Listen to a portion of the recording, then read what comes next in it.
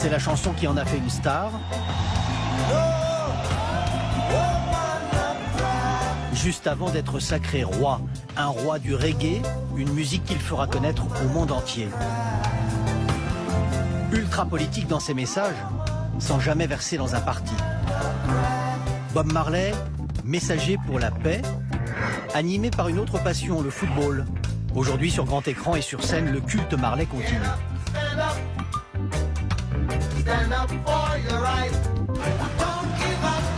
Au début des années 70, la décolonisation a engendré la violence dans les rues en Jamaïque. Des gangs armés se réclament de l'un ou l'autre des deux hommes politiques qui se disputent alors le pays. Marley, lui, s'est toujours tenu à distance des hommes de pouvoir. La politique tue les hommes, les divise. Et ce qui arrive, c'est que les gens s'entretuent pour des idées politiques.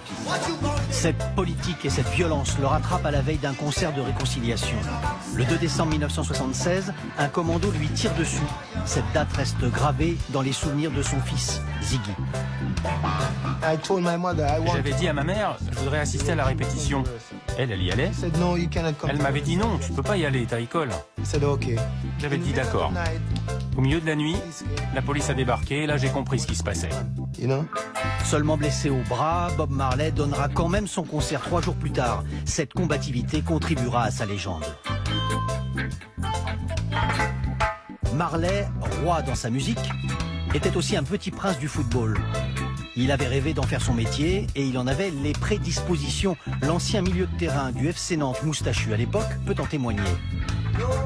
40 ans plus tard, Gilles Rampillon revient sur le petit terrain d'entraînement où il a affronté amicalement 5 contre 5 l'équipe de Bob Marley le 2 juillet 1980. Des Jamaïcains pas intimidés par les virtuoses nantais, pourtant triple champion de France. On marque 2 buts et puis on s'emploie à délivrer notre meilleur football. Mais la photo, elle est révélatrice. On est à la lutte pour la conquête du ballon. Et j'avoue que sur cette action-là, c'est lui qui a le ballon et j'essaie de lui prendre le ballon pour qu'on ait la maîtrise du jeu. Bob Marley recevra le maillot de l'équipe nantaise qu'il portera le soir même durant son concert. Et puis chacun repartira avec ses souvenirs.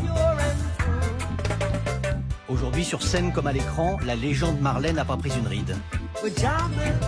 L'occasion de redécouvrir la vie et l'œuvre du roi du reggae. Son ascension vers la gloire.